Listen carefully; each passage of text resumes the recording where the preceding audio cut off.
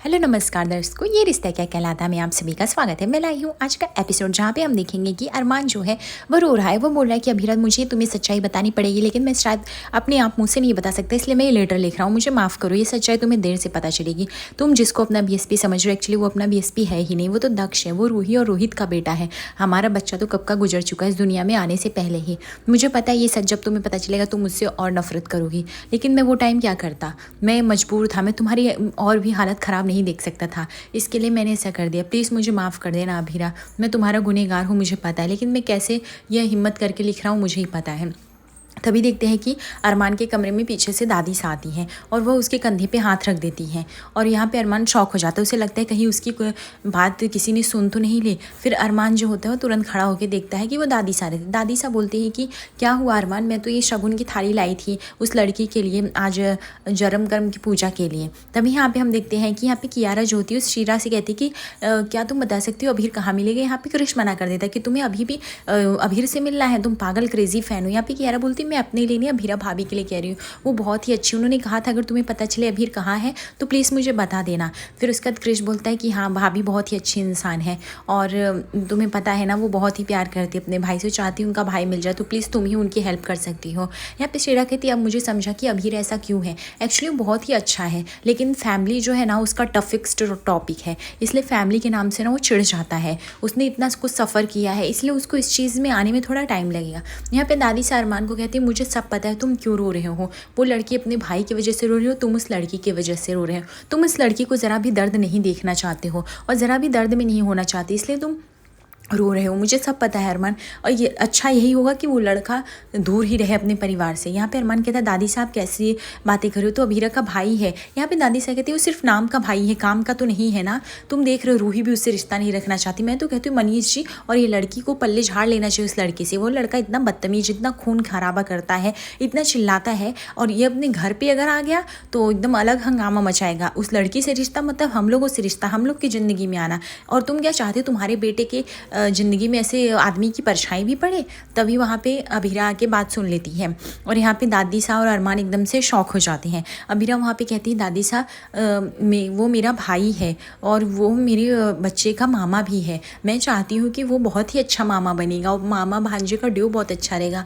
आप लोग क्यों इतना नफरत करो, क्यों इतनी बात करो, मुझे कुछ नहीं पता है, लेकिन प्लीज़ आप लोग ज़रा उनकी भी तरफ से समझने की कोशिश करो। उन्होंने भी बहुत कुछ सहा है, बचपन में अकेले रहे हैं। जब उन्हें अचानक से सच पता चला तो वो कैसे स्वीकार कर ले हम लोगों को। यहाँ पे दादी से कहती देखो लड़की, तुम्हें जो मन आए करो, तुम उस बहन होने का फ़र्ज़ निभाओ, मैं तो इस घर की माँ होने का फ़र्ज़ निभाऊंगी। बाकी मैंने सामान रख दिया है पूजा के लिए, तुम आ जाना। तुम लोग को जो करना है करो, पर जो भी करो सोच समझ के करो, परिवार के भलाई के लिए करो। यहाँ पे हम देखते हैं कि रूही जो होती है वो सरना से बात कर रही होती है कि बड़ी माँ मैं निकल रही हूँ कुछ टाइम में, ठीक है मैं घर पर आती हूँ। तभी वो देखती है कि रोहित आया है बहुत सारे खिलौने का सामान लेके। तो रूही जो होती है वह रोहित से पूछती है कि तुम इतना सारा खिलौना यहाँ पे लेके क्यों आए हो, रूम में क्यों है। तो रोहित बोलता है ये सब ना दक्ष के लिए है। रूही बोलती हाँ लेकिन यहाँ पे क्यों लाए, अगर तुम खिलौने लाए तो जाके दे दो, और तुम अभी क्यों ला के दे रहे हो। वो बोलता है जात कर्म की पूजा के लिए मैं सोचा कि दक्ष को कुछ गिफ्ट दे दूँ। रूही बोलती गिफ्ट ही देना है तो हम उसको कुछ सोना चांदी वगैरह वगैरह फॉर्मेलिटीज़ के लिए दे देंगे, तुम खिलौने क्यों दे रहे हो, मुझे तो समझ में नहीं आ रहा है। और अगर लाए भी हो तो जाके उसके रूम में रखो ना, हमारे रूम में खिलौने क्यों रख रहे हो। रोहित बोलता है बाकी मैं तुम्हें सारा सच बता दूंगा, लेकिन अभी के लिए प्लीज़ ये खिलौने यहीं रखने दो। हम देखते हैं कि अभीरा और अरमान एक चादर के नीचे बैठे हुए, जहाँ पे अभीरा अपने बीएसपी को भी लेके बैठी है और रो रही है। वो बोलती है अरमान क्या मैं इतनी अनलकी हूँ कि मुझसे कोई रिश्ता नहीं रुकता है, मेरे साथ कोई रहना नहीं चाहता है।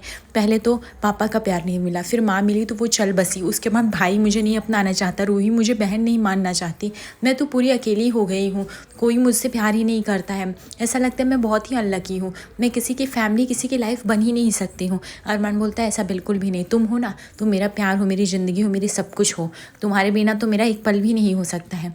अभीरा बोलती है इसलिए मैं चाहती हूँ कि मैं एक जन्म में क्या 100 जन्म में भी तुम मिलो। अरमान बोलता है कि मैं तुम्हारे साथ रहूँगा अभीरा। अभीरा कहती है हाँ लेकिन हम दोनों नहीं, अब तो मैंने भगवान से प्रॉमिस कर लिया कि हम तीनों रहेंगे, हम तुम और हमारा बीएसपी 100 जन्म तक मैंने कॉन्ट्रैक्ट साइन करा लिया है और हमारे बीच कोई नहीं आएगा।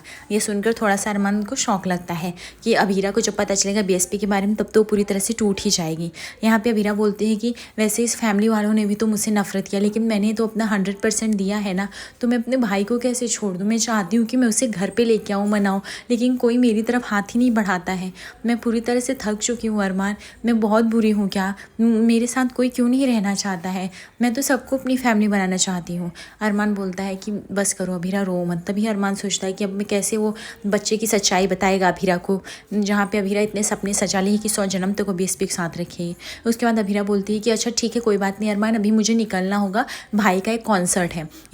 यहाँ पे अरमान बोलता है कि कॉन्सर्ट में तुम क्यों जा रहे हो, फिर से तमाशा होगा। अभीरा बोलती है प्लीज़ तुम मेरा यकीन करो, कोई तमाशा नहीं होगा, तुम थोड़े टाइम के लिए दक्ष का ध्यान रख लेना, मैं जाऊँगी।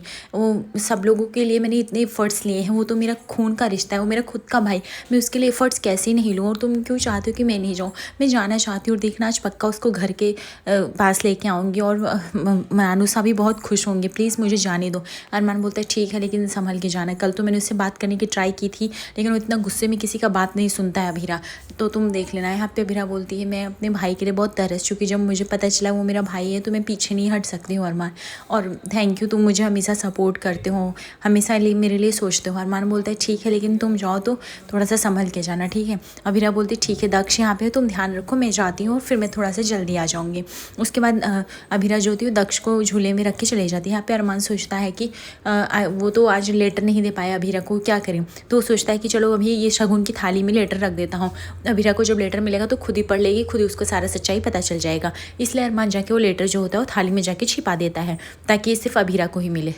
अरमान उसको छिपा देता है चोरी से, ताकि किसी और को भी ना मिले और सिर्फ अभीरा ये लेटर पढ़ सके, और वह धीरे से उसको ढक देता है और बोलता है कि अभीरा सॉरी, जब तुम्हें लेटर मिलेगा मुझे पता है तुम मुझसे नफरत करने लगोगी और टूट जाओगे, पर मेरे पास कोई और ऑप्शन नहीं, मैं इससे और लेट नहीं कर सकता, रोहित ने मुझे आज ही सच बताने के लिए कहा है। या दूसरी तरफ हम देखते हैं कि यहाँ पे अभीर जो है वो कॉन्सर्ट के लिए रेडी हो रहा है, जहाँ पे आज छोटे बच्चों का कॉन्सर्ट है, जहाँ पे सीरा जो है उसके बालों को ठीक करे। अभीर बोलता है कि बस करो, मेरे बाल बचपन में तो बहुत स्ट्रेट थे, लेकिन जैसे बड़ा होता गया सब कर्ली होते गए, और बच्चों का कॉन्सर्ट है तो तुम मुझे इतना मेकअप वेकअप क्यों कर रही हो, क्यों रेडी रख रही हो? यहाँ पे सीरा बोलती क्योंकि मैं तुम्हारी हेयर की असिस्टेंट हूँ, इसलिए मैं तुम्हारे हेयर के साथ मस्ती नहीं कर सकती हूँ, बच्चे हो या बूढ़े हो, हेयर तो तुम्हारे अच्छे ही दिखने चाहिए, गुड लुक भी तो कुछ चीज़ होती है। यहाँ पे सीरा उसको ठीक करे, तभी देखते हैं एक वेटर आता है सैंडविचेस लेके, जिस पे लिखा रहता है भाई कम है, जहाँ पे फिर भड़क जाता है कि तुमसे ये फालतू काम किसने कहा, मैंने पिज्जा मंगाया था तो तुम सैंडविचेस ला रहे हो, जाओ यहाँ से। फिर देखते हैं छोटे छोटे बच्चे आते हैं जिनके बलून पे लिखा रहता है भाई कम हूँ, भाई कम हूँ, जो देख के अभीर का गुस्सा एकदम हाई हो जाता है और वो पारे पे चढ़ जाता है और वो चिल्लाने लगता है कि ये सब क्या है, ये सब कौन ड्रामा कर रहा है फालतू चीजें। फिर वो बलून को देखता है कि सारे बच्चे जो थे उसको यही बलून दे रहे हैं, अभीर समझ जाता है कि ये सब काम अभीरा का ही है, ये सब काम वही कर सकती है। तभी वो अभीर जो होता है वो वहां से जाने लगता है, लेकिन यहाँ पे सीरा समझाती है बच्चों का दिल टूट जाएगा, प्लीज आज कॉन्सर्ट ऐसे छोड़ के मत जाओ, बच्चों के लिए तो आज गा सकते हो, रह सकते हो। अभी ये बोलता है कि अब ये ड्रामा कौन कर रहा है, तभी वो देखता है कि वहाँ पे अभीरा आ गई है। अभीर समझ जाता है कि अब ये सब इसी का किया धरा है, इसलिए अभीर वहाँ से जाना चाहता है, वहाँ हाथ छुड़ा के जाने ही लगता है, तभी वहाँ पे अभीरा आ जाती है। अभीरा बोलती है कि भाई, तो अभीर बोलता है मुझे तुमसे कोई बात नहीं करनी है, और तभी बट वहाँ पे अभीरा जो होती है वो देखती है कि अभीर बहुत ही गुस्से में है, इसलिए वो अभीरा जाके वहाँ पे गाना गाती है, और कॉन्सर्ट में वही गाना गाती है जो कि अक्षरा गाया करती थी। अभीर के रोंगटे खड़े हो जाते हैं वो गाना सुन के, क्योंकि वो गाना सिर्फ वो अपनी माँ अक्षरा के मुंह से ही सुनता था, जैसे तो उसके होश से उड़ गए हों। इतने सालों के बाद वही गाना, वही सुर, वही ताल अभी तक अभीर को जैसे चैन से बैठने और उठने नहीं दे रहे हों। अभीरा का यह गाना अभीर को बहुत ही परेशान कर रहा है। जो अभीर जा रहा था पीछे मुड़कर, वह सामने फिर से वापस आने लगता है और अभीरा की तरफ कदम बढ़ाने लगता है। अभीरा ऐसा गाना गाती, सारे बच्चे भी इंजॉय कर रहे होते हैं, और यहाँ पे अभीर जो होता है वो सोचता है कि अभीरा किसी भी तरह ये गाना बंद कर दे, क्योंकि अब उससे ये दर्द नहीं सहा जाएगा, उससे अपनी मम्मा की याद आने लगती है। लेकिन अभीरा जो होती है वो पूरा ही गाना गाती है, वो यहाँ पे गाना स्टॉप करने का नाम नहीं लेती है। यहाँ पे अभीर जो होता है वो सोचता है कि अगर ऐसे ही रहा तो मैं पागल हो जाऊंगा। फिर वो अभीरा के पास जाता है, वो माइक ऑफ करने की कोशिश करता है, लेकिन अभीरा उसे वो भी नहीं करने देती है। यहाँ पे वो बंद करने की भी कोशिश करता है, वो अभीरा को हटाने की, लेकिन अभीरा जिद्दी रहती है तो वहां से हटती भी नहीं है। यहाँ पे अभीरा अपने कानों को बंद कर लेता है ताकि उसकी आवाज और उसके कानों में ना गूंजे, लेकिन अभीरा अपना गाना नहीं बंद करती है, अभीरा अपना गाना गाती ही रहती है। यह देख के तो अभीर एकदम से तंग आ चुका रहता है, वो बोलता है कि प्लीज तुम बंद कर दो, लेकिन यहाँ पे अभीरा एक नहीं सुनती है, वो अपना गाना कंटिन्यू ही रखती है। यहाँ पे अभीर बोलता है कि तुमको जो बोलोगी वो करूंगा, बस भगवान के लिए गाना बंद कर दो। उसके बाद अभीरा जो थी वो चुप हो जाती है, क्योंकि यहाँ पे अभीरा ये जानबूझ कर रही थी ताकि वो अभीर को अपनी नानू सा के घर लेके जा सके। दूसरी तरफ हम देखते हैं कि विद्या देखती है कि ये लोग शगुन की थाली में इतने गहने हैं, घर खुला छोड़ दिए हैं, कोई अगर आके ऐसे देख लिया, ले लिया तो ये लोग को किसी चीज की परवाह नहीं। तभी अरमान आ जाता है, बोलता है माँ, ऐसा तेज से कह के विद्या को डरा देता है। विद्या बोलती तुमने मुझे इतने तेज से क्यों पुकारा, मैं तो डर गई, और तुम लोग इसे शगुन की थाली खुला क्यों छोड़े, कोई चोरी कर लेता, चला जाता सामान तो। अरमान बोलता है माँ सॉरी, एक्चुअली मुझे रखने बोली थी अभीरा, लेकिन मैं रखने नहीं पाए, आपको कोई लेटर मिला क्या? यहाँ पे विद्या बोलती नहीं नहीं कोई लेटर नहीं मिला, कुछ अर्जेंट था। अरमान बोलता नहीं नहीं यहाँ पे एक लेटर रखा था इसके लिए। यहाँ पे विद्या बोलती देखो यहाँ पे नौकर लोग साफ करने आए होंगे तो उन लोग को पता रहेगा। तो यहाँ पे अरमान बोलता है आप दक्ष को देख लेना, मैं जाता हूँ।